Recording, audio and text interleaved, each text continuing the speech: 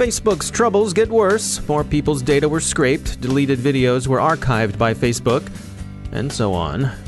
App Authority finds a more general problem with ad-supported apps. They're all hungry for data. Sino-American trade disputes are thought likely to find expression in cyber espionage. China's more interested in confidential financials than in IP. Russia and the West remain at loggerheads. One tip from Sweden on countering Moscow's info ops: don't get caught dancing in yellow rain boots.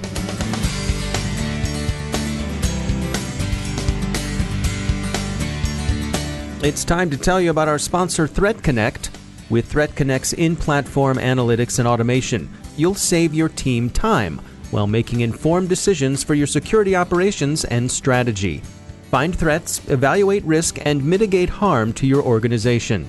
Every day, organizations worldwide leverage the power of ThreatConnect to broaden and deepen their intelligence, validate it, prioritize it, and act on it. ThreatConnect offers a suite of products designed for teams of all sizes and maturity levels.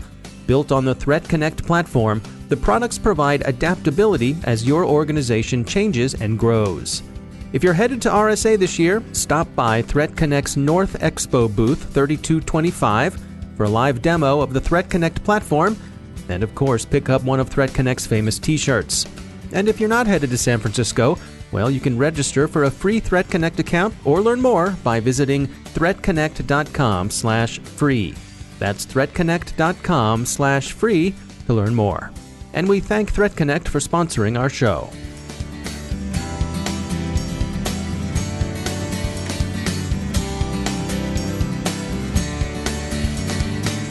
Major funding for the CyberWire podcast is provided by Cylance. From the CyberWire studios at Data Tribe, I'm Dave Bittner with your CyberWire summary for Wednesday, April 5th, 2018. Facebook's bad patch became yesterday even more horrible, if that can be imagined. The company acknowledged that after further review, it thinks it may have exposed 87 million users to Cambridge Analytica's data scraping. Worse yet, various apps over recent years appear to have scraped the data of about 2 billion users, as close to everybody as makes little difference.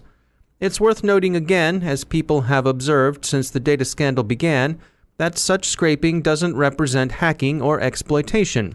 Rather, it's unwelcomely creative use of a number of the platform's features, and its users' disposition to grant too many permissions as they decline to pay attention to an unnecessarily complicated set of privacy and security settings. Facebook says it disabled one of the principal features various apps took advantage of to pull in user data. This was the search functionality that enabled users to look for people by entering their email address or phone number. They've also revoked the possibility of other third-party applications like the widely used social media management platform Edgar posting to, for example, Facebook groups. There's also a lot more Facebook is saving in user archives than most users suspected. After the Cambridge Analytica matter broke, many Facebook users downloaded their Facebook data archive. Why would one do that, we ask parenthetically? Here's why. Many users did so because they were considering killing their accounts entirely and wanted to retain material they'd posted to the platform. Looking at the archive, people were surprised to find that Facebook had retained a lot of information they thought it shouldn't have, like deleted videos. And, in fact, every video you ever made on the platform, whether you ever posted it or not. This discovery has been embarrassing to Facebook, which blames it on a bug and oversight and says it will do better. The optics have been very bad indeed for Facebook. CEO Mark Zuckerberg can be expected to have an interesting time next Wednesday when he testifies before a U.S. House panel looking into data privacy issues. It's only fair to say that this sort of problem isn't confined to Facebook. Mobile security company App Authority studied iOS apps in corporate environments and found more than 24,000 advertising-supported apps are hiding their strong appetite for user data more or less in plain sight, cloaked in EULAs and complexities. As connected cars continue to be a larger part of our automotive fleet, eventually leading to self-driving cars and perhaps even driverless delivery vehicles, they've naturally drawn the attention of the insurance industry. Larry Cochran is CEO of a software-as-a-service company called Claimatic that helps companies automate insurance claims. He joins us with his thoughts on where automation and advanced technology are leading the insurance industry. Advanced driver-assisted systems include adaptive cruise controls, where the automobile can determine whether you need to slow down, or the car can actually slow itself down as it's approaching traffic. Can do emergency braking, recognizing before the driver that brakes need to be applied and actually doing that. Cameras in the vehicles that can notice when a driver is getting drowsy and actually waking the driver up, or if necessary, applying brakes.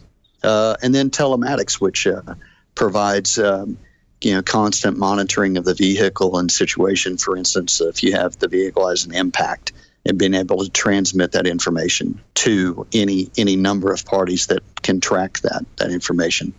So with this first stage, the figures are that as much as 40% fewer accidents in the next few years will result because of ADAS, and so it's potentially a very big impact. The impact on the insurance industry, which I'm a part of, it is a little bit harder to determine, the potential financial impacts, because with all of these new technologies also comes a lot of extra cost, and therefore the repairs to vehicles with all of these technologies is much more severe. What about the potential for shifting liability? In other words, if my car is making decisions rather than me making decisions, does that open up the possibility that liability could shift to the manufacturer for making a bad choice? Absolutely, yes. And that is going to be probably the biggest shift in the landscape of insurance that has probably happened since the invention of the automobile. Now, if one of these systems fails and a customer or consumer has been, reasonably relying on that system, then there's a good chance of exposure to the OEM, the manufacturer of the device, the vehicle. And so, therefore, there will be a transformation of risk being transferred from the traditional personal lines insurance carrier to the OEMs. There's a lot of opportunity here, and most companies, whether they're insurance companies or other companies involved in providing tools, they all should be looked at in terms of redirecting high-volume routine tasks that have clear decision points and pathways over to automation, and redirecting the personnel that are currently involved in doing these repetitive rote types of tasks to employing them more and redirecting them more towards helping with the consumer or customer journey. And I think that's where the big opportunity is. That's Larry Cochran. He's the CEO at Claymatic. As the U.S. and China squabble over tariffs, with China complaining of protectionism and the U.S. charging China with aggressive IP theft and unfair trade practices, U.S. officials brace for a round of renewed Chinese cyber espionage. In the ongoing round of hacking, it's not so much intellectual property the Chinese operators are after, as it is business and financial information on U.S. companies. Security firm FireEye reports that the cyber espionage is particularly directed at getting bid prices, contract details, and information relevant to mergers and acquisitions. Some observers note that this seems to represent a kind of formal compliance with the letter, if not the spirit, of the non-hacking agreement China concluded with the previous administration. We're unlikely to see this kind of activity abate any time in the near future. Russia's brassy attempt to have its charges of provocation by Novichok validated by the Organization for the Prohibition of Chemical Weapons, the OPCW, has failed, voted down 15-6, with 17 abstentions.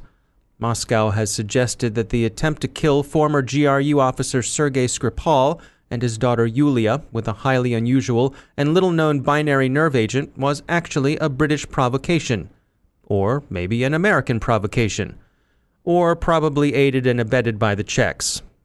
All of these countries have denied, of course, any such involvement, and essentially no one believes the accusation, especially not the Russian organs.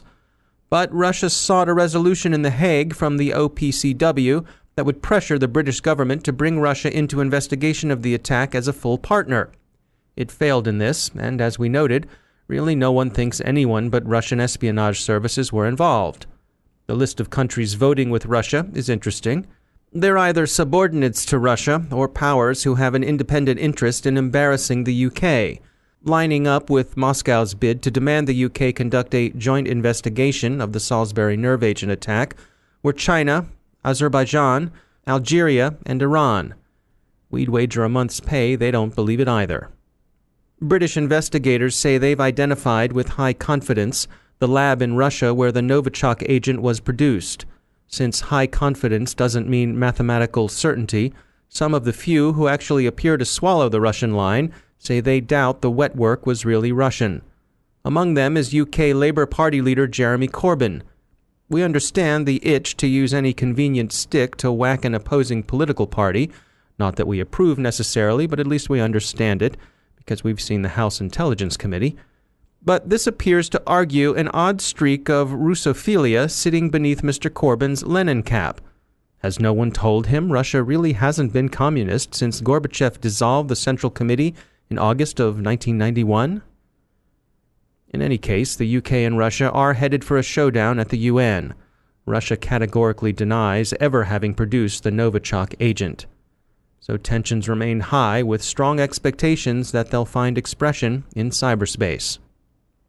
The U.S. is said to be preparing sanctions against at least 6 Russian billionaire oligarchs with close ties to President Putin. 2 of the targets are said by anonymous sources in the administration talking to Radio Free Europe, Radio Liberty, to be Alexei Miller, CEO of natural gas giant Gazprom, and Igor Sechin, CEO of the country's dominant and state-controlled oil company Rosneft. The sanctions could be announced as early as this afternoon or tomorrow. Outgoing U.S. National Security Advisor McMaster's valediction was an unusually direct and forceful condemnation of Russian behavior and a call to impose costs on that country's government. More significantly, Director of National Intelligence Coates yesterday said that the U.S. government was seriously considering a retaliatory cyber offensive against Russia. Previous policy statements had concentrated publicly on defensive measures. The principal offenses being mentioned in these discussions of possible retaliation are attempts to influence U.S. elections and cyber reconnaissance that amounts to battlespace preparation of the U.S. power grid. So what can be done to counter Russian information operations? It's got an oddly paradoxical quality, simultaneously asserting, "We didn't do it, you did," and "but look at what we can do." We'd call it dialectical, but then the Russians haven't been dialectical materialists since August 1991. Sweden actually has long experience with this, mostly deriving from its long-running attempts to keep Soviet and later Russian submarines out of its Baltic territorial waters. Whenever they caught one, Russian authorities would piously deny it, calling the whole business either fabricated for purposes of provocation or made up by mentally disturbed figures who happened to hold Swedish office. Former Swedish Defense Chief retired General Sverker Göransson advises not answering the disinformation directly, but rather presenting evidence of your own claims. He also advises having more than one official present your case. He commented to Defense One, quote, "Russian media found a video snippet of me in yellow rain boots dancing to an ABBA song that they showed over and over. Their message to the Swedish public was, the person in charge of your country is a clown whom you can't trust. They were ridiculing those in charge at all levels." End quote. So, have more than one person talking, and stay away from the yellow boots. Now I'd like to share some words about our sponsor, Akamai. You've heard of the Zero Trust security model. Well, Akamai is the expert in deploying Zero Trust architectures to address the evolving security threats you face every day. That's because they're also the cloud experts. Akamai's approach to security was built for the cloud because it was born in the cloud. In the age of Zero Trust networks, the enterprise network is no longer the perimeter. The entire cloud is the perimeter, with no inside or outside. And the threats can come from anywhere and anyone at any time. Akamai's Zero Trust security model accelerates secure digital transformation, protecting your business and enabling growth. Visit akamai.com/zerotrust to learn more. That's akamai.com/zerotrust. And if you're going to RSA this year, stop by and say hi to me and the CyberWire team at the Akamai booth, North Hall, booth 3625. We hope to see you there, and we thank Akamai for sponsoring our show.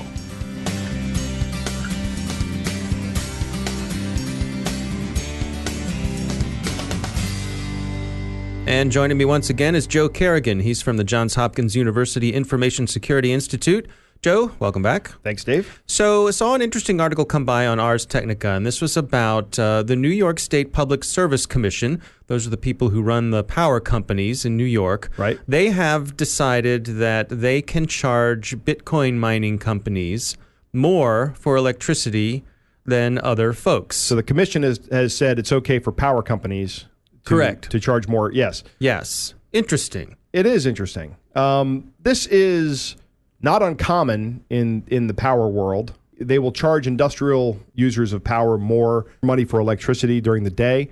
In fact, I remember a show I was watching on Discovery Channel about metal recyclers who ran an arc furnace, which uses an ungodly amount of power, but they would work solely at night because that's when the power company would cut them a break on their rates. Right, right. So off-peak time, you get the power for cheaper. One of the interesting things I in this article was that evidently in New York, a lot of the electricity is hydroelectric. Right. And so the communities look at this hydroelectric power as a local limited resource. And it is a limited resource. So when you exceed your hydroelectric capacity, you have to bring in You have to go out and buy power from the rest of the grid. Right. So presumably at a much higher cost. And that's why electricity is cheap, comparatively cheap in these areas. So these Bitcoin folks look all over the nation and decide, well, where's it cheap? Where's electricity cheap? Right. They go to New York where it's cheap, and now they're chewing up all the hydroelectric power. Everybody ends up paying more for electricity. Right, because they have to buy more power. So they're essentially subsidizing, the people of the area are subsidizing these Bitcoin miners.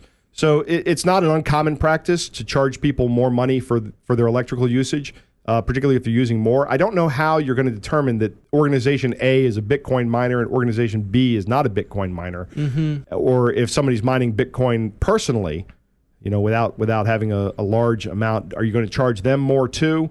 It seems like it's a very convoluted situation. Maybe they just go with how much you use and charge you more based on how much you use. Yeah, it was another interesting point in this article was that one of their determining factors was that they said the cryptocurrency mining results in few local jobs. Oh, almost no local jobs. Yeah.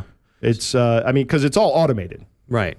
Right. So there's not really a public good in the use of this local resource, again, the hydroelectric power. And another interesting thing they pointed out is a precedent. They say in Boulder, Colorado, marijuana growers are charged an extra about 2 cents per kilowatt hour, right, because of all the power they use for the grow lights and ventilation systems and air conditioners and so on. And again, we're seeing this. There's a lot of precedents for this. This is not uncommon for certain industries to be charged more for power because they're big users of power. Yeah. All right. Interesting stuff. It's using the free market at work to incentivize people to either come or go away. Right. All right. Joe Kerrigan, thanks for joining us. It's my pleasure, Dave. And that's the CyberWire. Thanks to all of our sponsors for making the CyberWire possible, especially to our sustaining sponsor, Cylance. To find out how Cylance can help protect you through the use of artificial intelligence, visit Cylance.com. And thanks to our supporting sponsor, VMware, creators of Workspace ONE Intelligence. Learn more at VMware.com. The CyberWire podcast is proudly produced in Maryland out of the startup studios of Data Tribe, where they're co-building the next generation of cybersecurity teams and technology. Our show is produced by Pratt Street Media with editor John Petrick, social media editor Jennifer Iben, technical editor Chris Russell, executive editor Peter Kilpie, and I'm Dave Bittner. Thanks for listening. Now, where did I put my yellow boots?